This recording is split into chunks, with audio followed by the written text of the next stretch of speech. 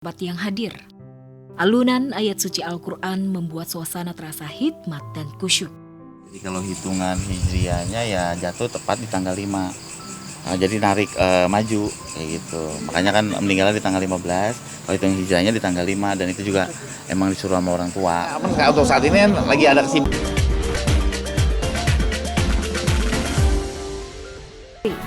Jadi kali ini waktunya buat Ayu untuk bahagia. Bukannya kita mau melupakan keluarga, enggak.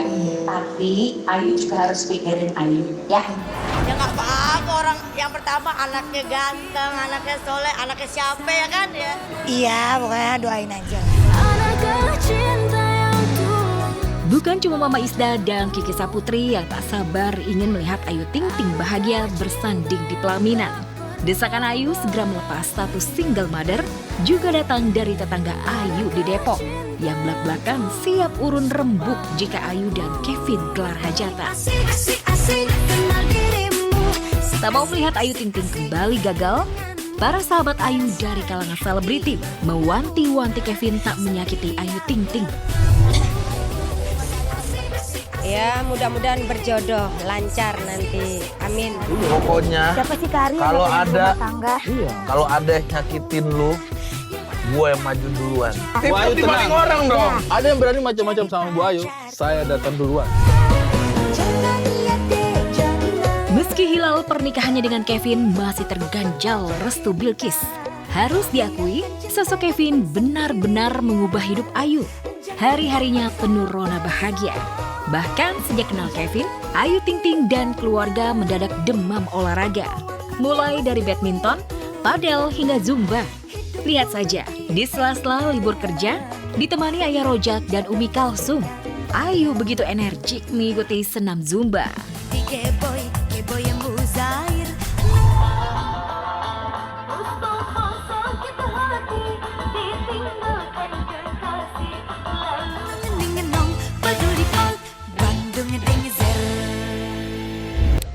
Minum es kopi di siang hari memang jadi teman ngobrol yang pas sambil tertawa. Ayu Ting Ting dikabarkan siap menikah lagi, tapi ternyata Bilkis masih butuh waktu untuk menerima.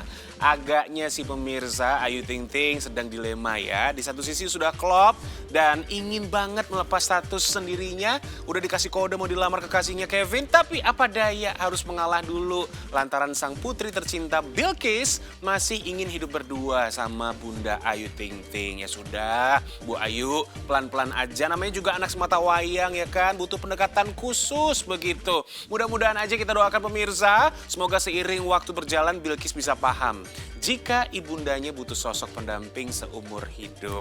Walaupun memang hidup sendiri itu juga nyaman ya pemirsa. Alright, semangat tentunya di siang hari ini pemirsa. Senang sekali saya James Purba kembali hadir menyapa Anda. Dan tentunya saya sudah siap nih untuk men-spill kabar selebriti terhangat, terviral, dan terupdate di Celeb On News di MNC TV, rumahnya seleb. Kalau Ayu Ting Ting tadi lagi dilema pemirsa, untuk kabar berikut ini berbeda. Yaitu lebih sedih dan juga mengharukan. Di saat mengenang 1 tahun kepergian Po Alpa, keluarga menggelar pengajian tapi yang juga menarik perhatian. Mengapa para sahabat tidak ada yang hadir? Ada apa ini? Dan benarkah Bang Idung masih tidak bisa melupakan almarhumah istrinya atau telah menemukan pengganti?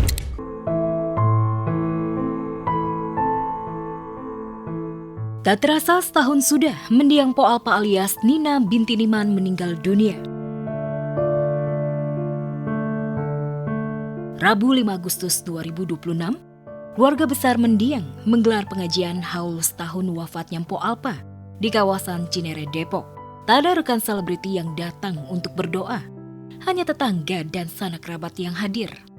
Alunan ayat suci Al-Quran membuat suasana terasa hikmat dan khusyuk.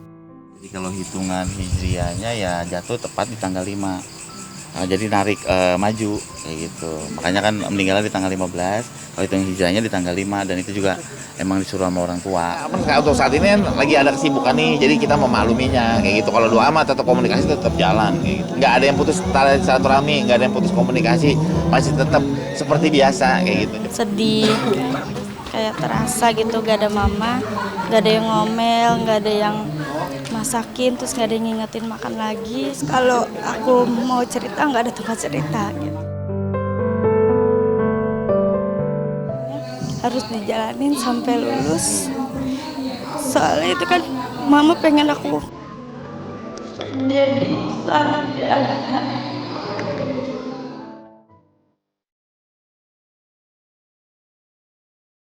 Haul setahun wafatnya Mpo Alpa jadi potret nyata akurnya Aji Darmaji dan Shirley. Tak ada lagi drama antara ayah dan anak sambung. Tak ada lagi kisah rebutan harta warisan sampai ke pengadilan. Sebelum haul, Aji bersama Shirley dan adik-adiknya kompak nyekar bareng ke makam mendiang. A'udzubillahi minasyaitonirrajim. Bismillahirrahmanirrahim. Alhamdulillahirabbil alamin arrahmanir rahim maliki yaumiddin. Kehadiran Po Alpa ke dalam mimpi mereka seolah jadi pertanda agar mereka semua hidup guyup rukun. Saya hidup almarhum berumah tangga dari nol, dari tidak punya apa-apa. Kalau soal harta, saya serahin semuanya itu urusan Allah. Ketika Allah ambil nanti pun saya harus ikhlas, kayak gitu. Dan semua saya siapin buat anak-anak saya. Pokoknya nitip adik-adik. Kalau dibilang berat, enggak ya. Karena kan pas masih ada mama tuh aku diajarin buat jagain adik-adik. Sudah pergi setahun lalu, tetapi Aji Darmaji masih kerap terisak sedih karena teringat mendiang. Apalagi saat melihat koleksi peninggalan mendiang Po Alpa yang masih tersimpan rapi, baik di ruangan kamar maupun di dalam lemari. Ini jaketnya terakhir tuh yang almarhum pakai. Bisa nih.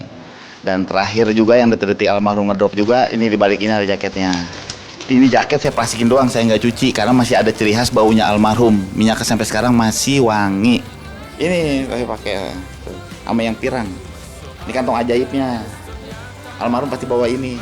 Dalamnya adalah wig juga tuh. Ini wig juga sama nih. Ini ketika almarhum pakai ini belum lama. Dia semenjak sakit lebih baik kehilangan ketimbang kantong ini. Kenapa? Ini tempat wignya. Ini gespernya tuh. Ini gesper yang dia almarhum pakai masih saya simpan. Tuh, walaupun udah nggak ini ya saya simpan. Karena ini buat saya berarti. Terutama ini nih waktu almarhum ke Belanda. Ini